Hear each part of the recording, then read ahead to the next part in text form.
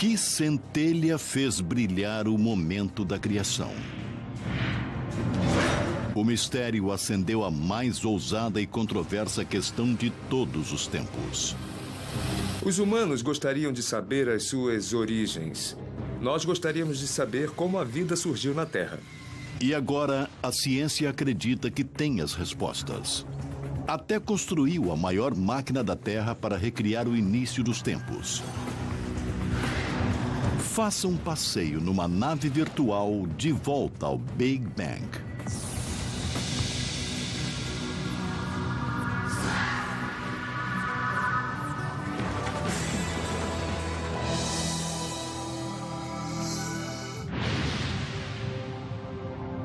Nosso universo é um conjunto elegante de mais de 1 bilhão de galáxias, cada uma abrigando 100 bilhões de estrelas. Ainda não se sabe quantos planetas existem. Nós sabemos que a Terra fez sua residência na galáxia Via Láctea. Nosso planeta azul orbita o Sol como uma pedra de safira, o único corpo celestial conhecido até agora a ter vida. Mas como nosso mundo chegou aqui? É elementar que queremos saber o que foi que criou o universo e como ele se desenvolveu por mais de 14 bilhões de anos de existência. Pela primeira vez na história, os cientistas têm respostas para algumas dessas perguntas. No sentido de que o universo é tudo que conhecemos, tudo que vemos, e o que o Big Bang faz é nos dizer como chegamos aqui.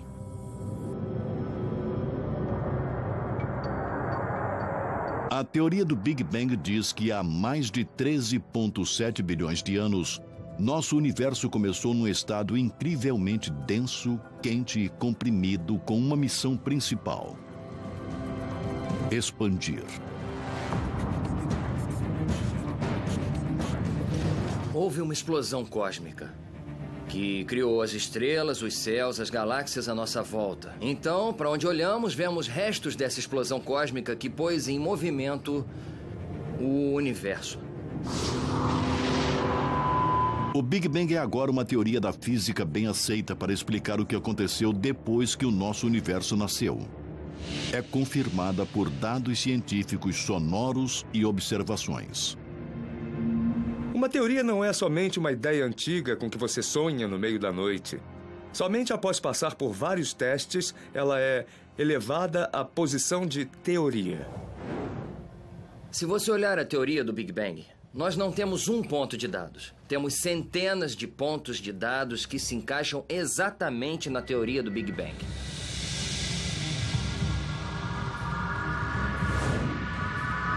Quando olhamos para o céu à noite, podemos retroceder no tempo até o próprio Big Bang. Quando você olha para o céu, vê estrelas e talvez até a nossa própria galáxia Via Láctea. Mas se olhar mais além, verá um agrupamento de galáxias. Olhando ainda mais além, poderá ver a primeira geração de estrelas sendo formada e morrendo. Se continuarmos a voltar no tempo, poderemos ver os primeiros átomos formando. Continuando a nossa jornada de volta no tempo, podemos ver a formação dos primeiros prótons e nêutrons. Se retrocedermos o relógio ainda mais, poderemos ver o primeiro instante do Big Bang. Como se chegou à descoberta do Big Bang? Por que sabemos que é verdadeiro e o que ainda há para aprender? Por centenas de anos, os astrônomos olharam para a noite estrelada e contemplaram a origem do universo. Mas a maioria das ideias continham sentido religioso. No século XX, a ciência finalmente começou a juntar as peças deste quebra-cabeças antigo.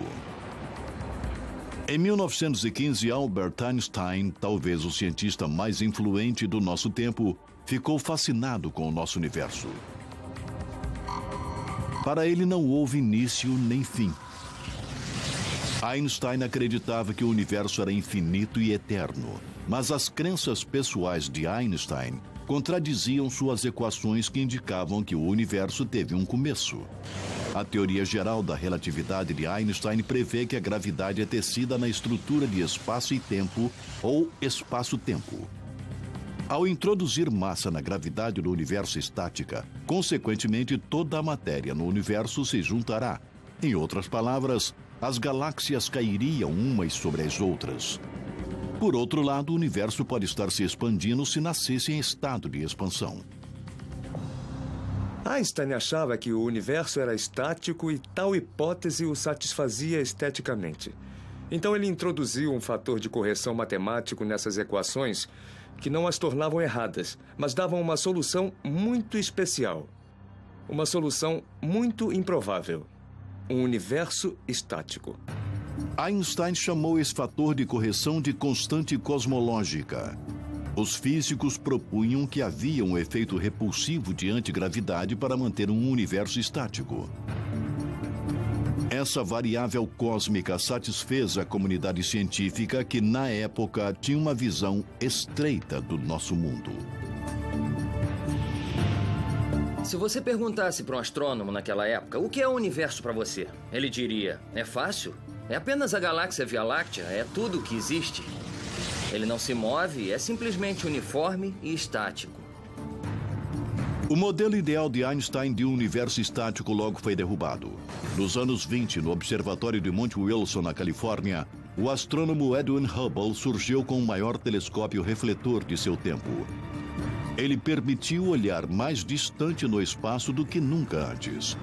O Hubble foi assombroso para a descoberta que havia milhares de galáxias, além da nossa Via Láctea. Ele fez isso medindo o brilho das estrelas distantes comparadas às estrelas próximas, observando sua radiação eletromagnética desviada para o vermelho. Estamos familiarizados com o som que um carro faz quando passa. Quando ele passa. Isso é o comprimento da onda sonora sendo esticada quando um carro está recuando ou se aproximando. Ondas de luz fazem a mesma coisa. Quando um objeto está se movendo em nossa direção, ele fica mais azul. E quando um objeto está se afastando de nós, ele parece mais vermelho. Isso se chama deslocamento para o vermelho. Por isso, observando-se quão vermelho algo parece estar, os astrônomos podem ter uma ideia de sua distância. Aqui está um universo hipotético se expandindo depois do Big Bang. É igual ao nosso universo, onde os adesivos são as galáxias e a bola é o espaço no qual as galáxias estão agrupadas. Isso é exatamente o que nós vemos em nosso universo, onde as galáxias estão se afastando umas das outras. O Hubble comprovou os cálculos que Einstein havia feito, mas que o gênio da ciência ficou relutante em reconhecer. Mas quando Edwin Hubble finalmente mostrou que o universo estava de fato se expandindo, Einstein disse: esse foi o meu maior erro. A descoberta do Hubble de um universo em expansão, conhecida como a Lei de Hubble, se tornou a primeira peça de evidência que apoiaria o Big Bang, uma teoria que veio de uma fonte improvável. Georges Lemaitre, um padre belga e professor de física, estudou as equações de Einstein. Ele calculou que se o universo está se expandindo hoje, ele deve ter sido menor no passado. Portanto, ele deve ter tido um início. Lemaitre propôs que nosso universo em expansão emergiu de um átomo primitivo. Ele entendeu as implicações da ideia de Einstein, que se o universo estava se expandindo, então talvez tivesse uma origem em algum tipo de átomo cósmico primordial ou algum tipo de ovo cósmico que, chocado, deu à luz ao universo. Os colegas de Georges Lemaitre não acreditavam muito no átomo primordial. Sugeriam um evento de criação que talvez beirasse mais a religião e a teologia. Eles preferiam achar que o universo seria tanto estático como a maioria das pessoas pensavam antes disso, ou talvez eternamente se expandindo, se ele realmente estivesse se expandindo como Hubble mostrou. Lemaitre defendeu sua teoria do átomo primordial como puramente científica. Mas o astrônomo britânico Fred Hoyle se opôs firmemente à sua hipótese. Concordando que o universo estava se expandindo, Hoyle propôs que as novas galáxias eram formadas de matéria que vinham sendo feitas constantemente. E assim, o universo sempre teria existido e sempre pareceu o mesmo. Hoyle chamou sua teoria alternativa de o estado estacionário. De fato, Fred Hoyle admitiu ter observado que o universo parecia estar se expandindo. Mas ele disse que não houve um evento de criação, não houve um início. O universo sempre esteve se expandindo e continuaria para sempre a se expandir. Em 1984, durante um programa de rádio em Londres, Hoyle tentou diferenciar sua teoria de estado estacionário com a ideia de Lemaitre do átomo primordial. Ele se referiu à teoria de Lemaitre como Big Bang de Lemaitre, e o nome ficou. Essas duas teorias concorrentes se envolveriam no último e científico duo para determinar a origem de tudo.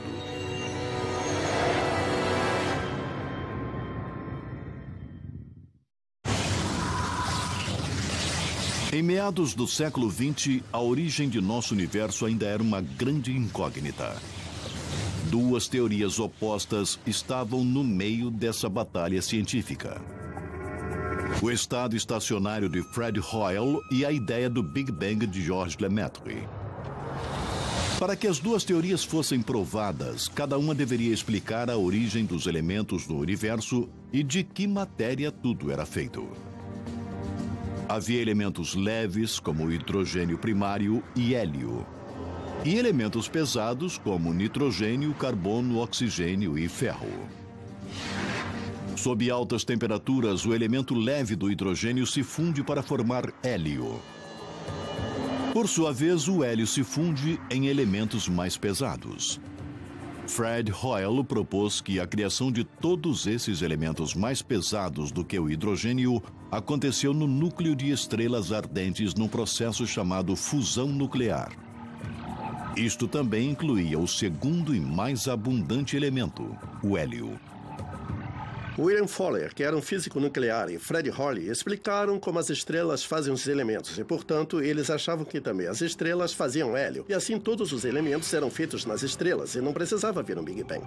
Mas a teoria de Hoyle tinha vários problemas evidentes. O mais importante é que ela não explicava como o hidrogênio era formado, pois as estrelas mais antigas deveriam ter sido formadas com hidrogênio já existente. Hoyle acabou com esse problema sugerindo que o hidrogênio e o hélio sempre existiram e sempre foram espontaneamente criados. Mas outros começaram a questionar a hipótese de Hoyle. Nos anos 40, o físico russo Georg Gamow também estudou a origem dos elementos químicos. Usando a teoria do Big Bang, ele previu as proporções relativas do hidrogênio e do hélio no universo e descobriu que deveria conter muito hélio, que só pode ser criado pela fusão de dois átomos de hidrogênio. Gamow descobriu que o hidrogênio cria quase 75% dos elementos em nosso universo e o hélio só 25%. Ele concluiu que as estrelas sozinhas poderiam gerar tanto hélio. Mas se o universo começou com um Big Bang quente e denso, as temperaturas eram altas o suficiente em toda parte para fundir o hidrogênio em hélio. Se olhar para o que é chamado de nuvens de gás primordial, elas têm o que é provavelmente a proporção original de hidrogênio e hélio, e que é aproximadamente 3/4 a 1/4 de hidrogênio para hélio, o que a teoria do Big Bang prevê. A origem dos elementos pesados da fusão de elementos mais leves ficaram conhecidas como nucleossíntese. É a segunda linha de evidências que apoia a teoria do Big Bang. Mas Georg Gamow deu um passo além.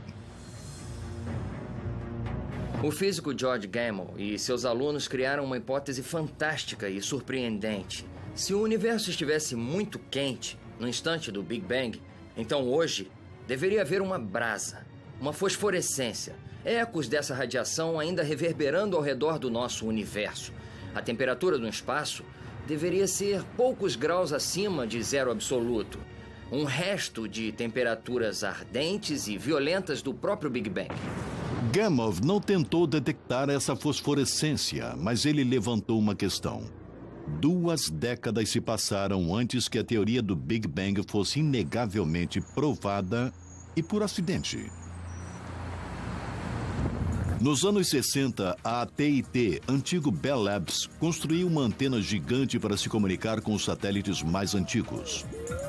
Esses instrumentos convertem ondas sonoras em impulsos elétricos e então em luz na forma de micro-ondas e ondas de rádio. Em 1964, os radioastrônomos Robert Wilson e Arno Penzias estavam usando a antena para observar o hidrogênio na galáxia Via Láctea quando captaram um estranho sinal. Usando o telescópio gigante localizado em Holmdel, Nova Jersey, Penzias e Wilson escanearam o céu em busca de um som irritante. Para sua surpresa, eles captaram um sinal de radiação fraco em todas as direções. Os astrônomos ficaram perplexos. Eles não conheciam nada no espaço que pudesse gerar tal ruído. A maioria dos cientistas provavelmente o teria ignorado, mas eles perceberam que aquilo era algo sério. Eles procuraram todas as causas possíveis, incluindo pombos e seus excrementos sobre o radiotelescópio. Na verdade, não havia nada que estivesse produzindo ruído artificialmente. Aquele sinal vinha realmente do próprio universo. E, quando viram isso, entraram em contato com um astrônomo em Princeton que havia teorizado que seria possível observar essa micro-onda ambiente diretamente. Penzias e Wilson descobriram a evidência incontestável. Era o fundo cósmico em micro-ondas. Na verdade, o resto de radiação do Big Bang, como previu o físico George Gamow nos anos 40. O fundo cósmico em micro-ondas mostra como o universo era há aproximadamente 380 mil anos depois do Big Bang. Antes dessa época, o universo era um ensopado denso e opaco de partículas carregadas e radiação na forma de raios gama e raio-x. Após se passarem cerca de 380 mil anos, a mistura primitiva esfriou para permitir que os primeiros átomos neutros se formassem.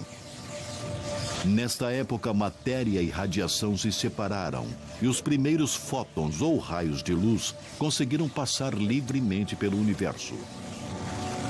Esses mesmos fótons são a radiação incandescente que vemos hoje e que viajou desde o início dos tempos.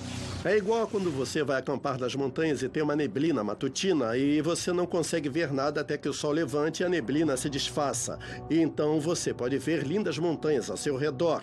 Não significa que elas tenham sido feitas há poucos minutos. É isso que está acontecendo no universo. 400 mil anos depois do Big Bang, a neblina se dissipou e conseguimos ver as estruturas. Mas achamos que as estruturas foram, na verdade, feitas na primeira fração de segundo após o Big Bang. A radiação cósmica de fundo em micro-ondas foi a terceira e mais forte peça de evidência validando a teoria do Big Bang. Num sentido, o toque de despedida para a teoria do estado estacionário foi a descoberta da radiação cósmica de fundo em micro-ondas. A teoria de estado estacionário basicamente não tem origem plausível para essa radioirradiação neutralizada.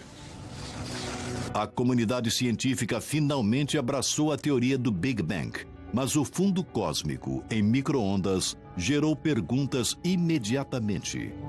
Quando olhada de perto, a radiação parecia lisa, não granulosa como esperado.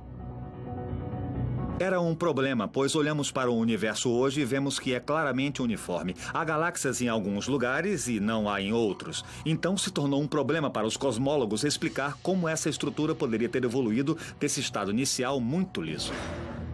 Durante as 3 décadas seguintes, os cientistas tentaram descobrir variações ou flutuações mínimas de temperatura que deixariam uma marca no fundo cósmico em micro-ondas. Mas essas variações eram difíceis de se ver com instrumentos baseados em terra. A ciência precisaria conquistar o espaço para buscar respostas.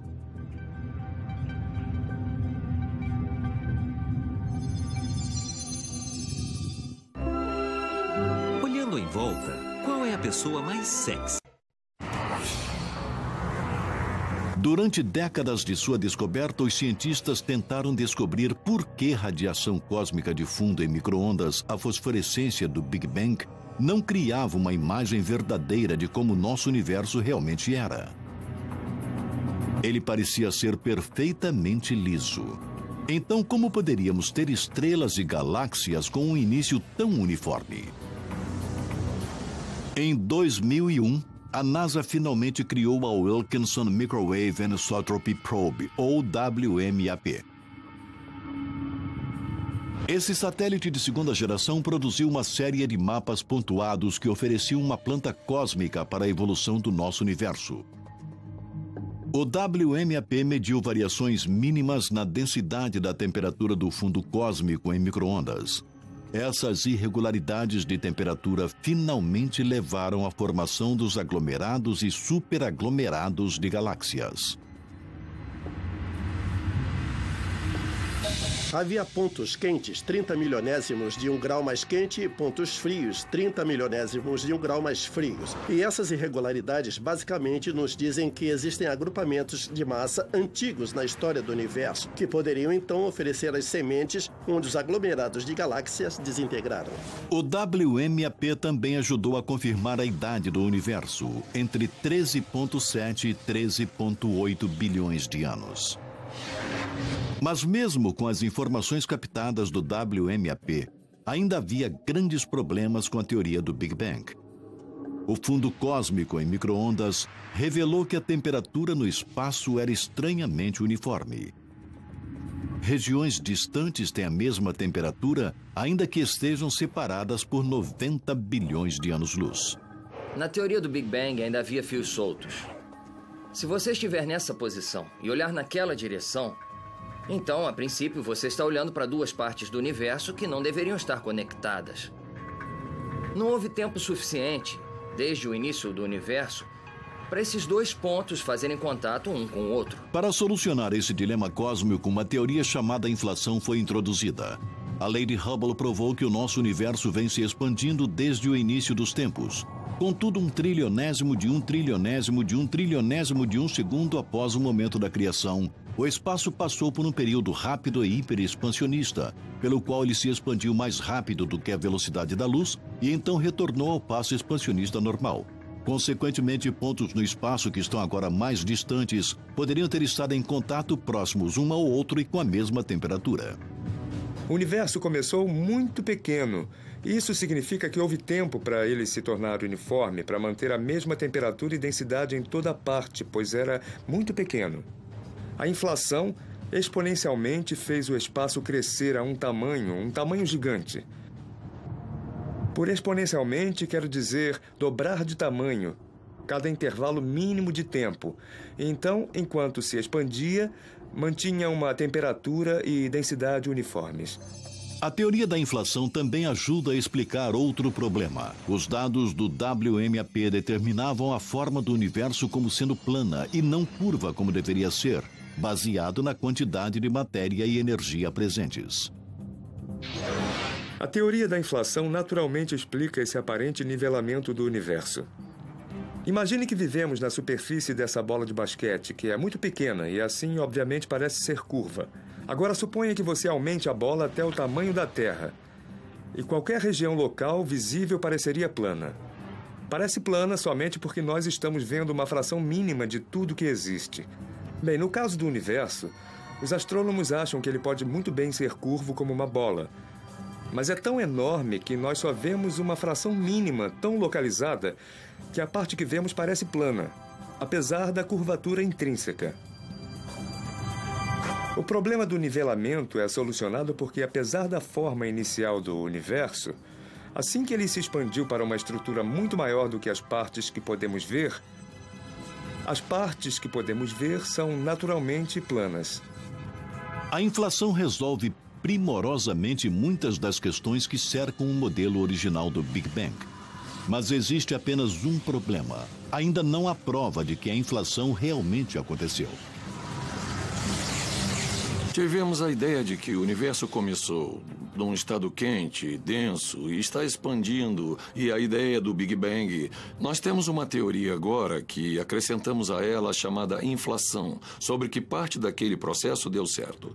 Nós ainda não temos provas que isso aconteceu aqui, aconteceu ali e aonde aconteceu. Ainda temos que explicar, é como funciona.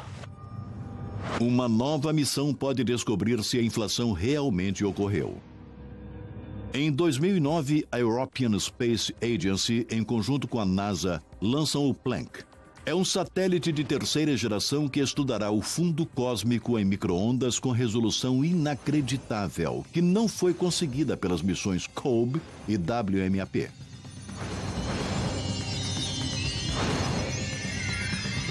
Se você vai a um parque de diversões e se olha num daqueles espelhos engraçados, a imagem que você vê de si mesmo está distorcida.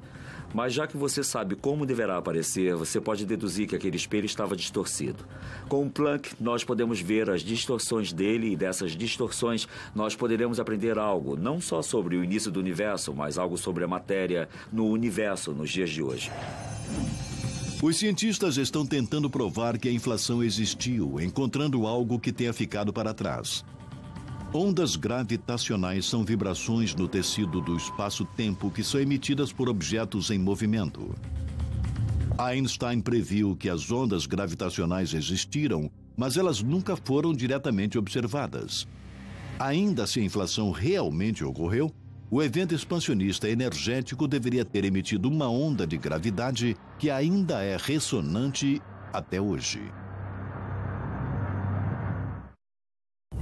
Vai chegar o dia em que tudo terminará. O dia em... Na fronteira da Suíça e França, o laboratório de física chamado CERN acolhe a maior e mais complexa máquina científica já construída.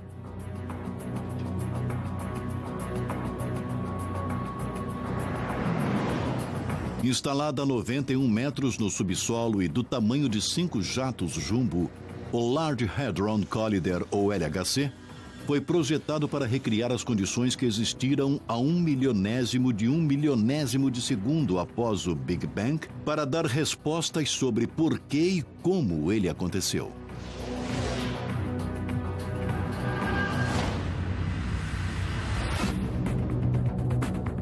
Partículas subatômicas chamadas prótons são enviadas unindo a 27 quilômetros no subsolo, curso circular em direções opostas a mais de 99,9% da velocidade da luz.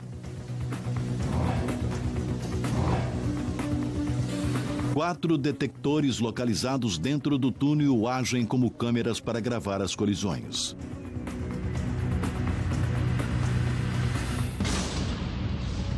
Quando os prótons se chocam, sua massa e velocidade combinadas irão com sorte formar novas partículas, que podem ter estado presentes há nanosegundos após o Big Bang e se dissolveram.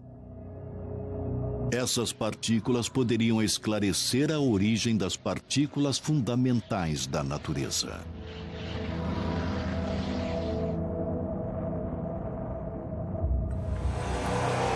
Estamos procurando por novas partículas. Pode ser que essas novas partículas vivam por somente um pequeno instante e se dissolvam em outras partículas. E nós observamos aquelas partículas dissolvidas e as rastreamos. E a partir disso, conseguimos descobrir qual era a energia delas, de onde elas vieram e de que massa de partícula precursora eram. Como chefe do projeto no CERN, o físico Michael Tutz está esperançoso que as experiências produzirão bóson de Higgs, conhecido como a partícula de Deus. Acredita-se há muito tempo que a partícula Higgs pode ter estado presente um instante após o Big Bang e pode ter dado massa para toda a matéria normal no universo. Uma das principais razões para a construção do LHC foi descobrir essa partícula Higgs, que, de certa forma, é uma espécie de santo graal da física das partículas, porque é a última peça restante do quebra-cabeças do qual não temos uma evidência experimental.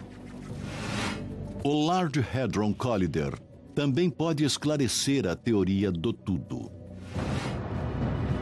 Ela propõe que abaixo de energias e temperaturas extremamente altas, as 4 forças da natureza, gravidade, força eletromagnética, as forças nucleares forte e fraca, poderiam ter sido uma vez unificadas nos primeiros momentos após o nascimento do universo. Então, quando a gravidade dividiu essa força mestre, começou o rápido período expansionista da inflação, que pode ser visto como sendo o Bang do Big Bang. Se nos primeiros estágios do universo, quando as energias eram muito altas, pode ser que todas as forças parecessem ter a mesma resistência. Pois sugere que talvez todas as forças que vemos agora sejam manifestações de alguma força antiga, primordial que existiu.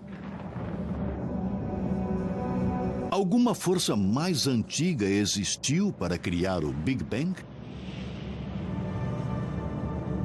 E se fosse, de onde veio?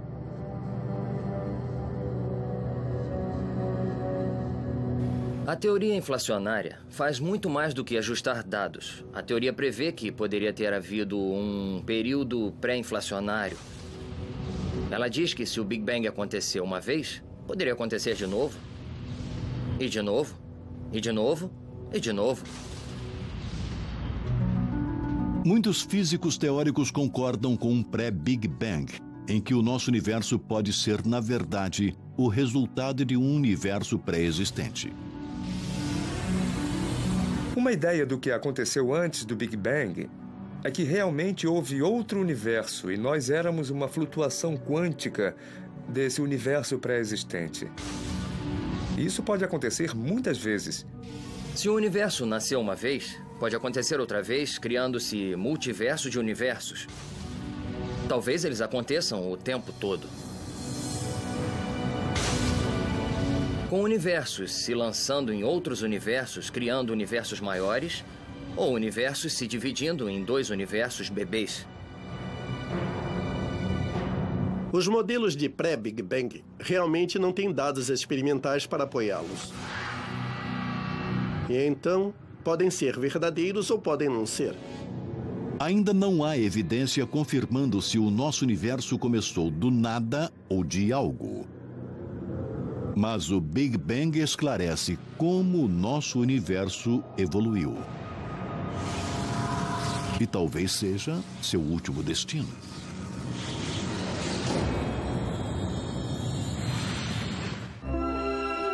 Olhando em volta, qual é a pessoa mais sexy?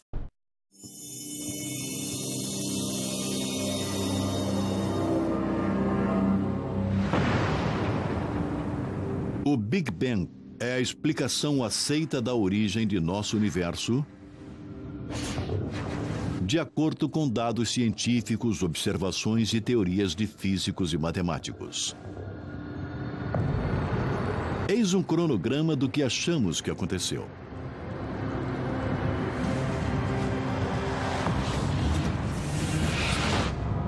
O universo começou num estado quente e denso e mínimo. E começou a se expandir. Se a teoria do tudo for provada, as 4 forças da natureza, gravidade, eletromagnetismo, forças nucleares forte e fraca, são unificadas numa força fundamental num trilionésimo de um trilionésimo de um trilionésimo de um segundo. Enquanto o universo continua a se expandir e a gravidade fria se separa das outras 3 forças. Ao mesmo tempo, o universo se expande de porções mínimas do diâmetro de um próton para mais de 1 bilhão de anos-luz em uma fração de segundo. Esse processo de hiperexpansão chamado inflação dispôs as sementes de estrutura por todo o universo e mantém sua temperatura quase uniforme.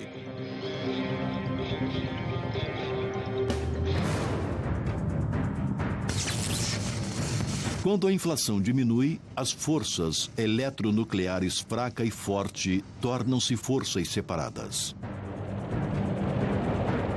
Elas interagem com o mar de partículas e antipartículas para criar uma sopa cósmica de energia. 100 segundos após o Big Bang, as temperaturas caíram para 1 bilhão de graus. Prótons e nêutrons se fundem pela força nuclear forte para criar o núcleo de hidrogênio pesado. Levados pela temperatura intensa e pressão, a fusão nuclear converte o núcleo do hidrogênio pesado em hélio. Após alguns minutos, cerca de 1/4 do hidrogênio é convertido em hélio que, por sua vez, produzirá elementos mais pesados. Por centenas de milhares de anos, a matéria e a radiação são unificadas em nebulosa. Então, 380 mil anos após o Big Bang, a matéria e a radiação se separam, permitindo que os fótons ou os raios de luz viajem desimpedidos pelo espaço. O universo enevoado se torna transparente, permitindo que os fótons que fazem o fundo cósmico em micro-ondas sejam vistos. Quando o universo está com algumas centenas de milhões de anos, a gravidade atrai o hidrogênio e o gás hélio para formar nuvens que se dissolvem, formando as primeiras estrelas.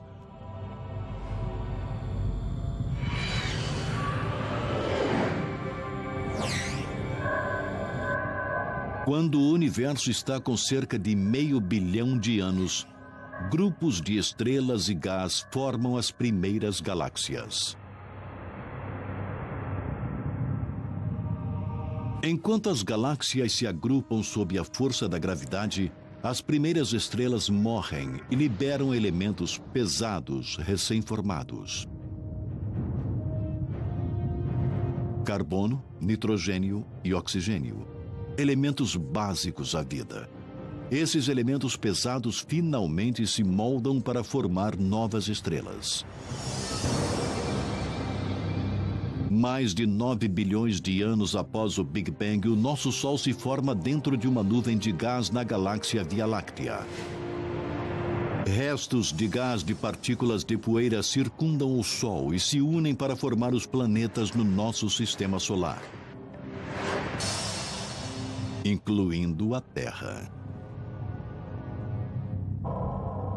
Tudo que vemos em nosso planeta emergiu da poeira estelar, que se originou há mais de 13,7 bilhões de anos atrás numa súbita centelha de energia. Você poderia considerar o nosso Sol o neto da primeira geração de estrelas que foram formadas logo após o Big Bang. Mas o que o modelo Big Bang prenuncia sobre o futuro de nosso universo? Uma teoria é que, como o nosso universo continua a se expandir, a matéria ficará cada vez mais fina. As galáxias consumirão seus suprimentos de gás para formar novas estrelas e as estrelas antigas explodirão. O universo se tornará escuro e insuportavelmente frio. Num certo ponto distante no futuro, o universo ficará tão frio que nem mesmo a própria vida conseguirá viver num universo congelado. O modelo Big Bang é um dos triunfos científicos dos últimos 100 anos. Através de um exame minucioso e luta, a ciência mapeou agora uma viagem de volta a quase ao início dos tempos. E a busca continua, enquanto novas descobertas responderão por que estamos aqui e de onde viemos.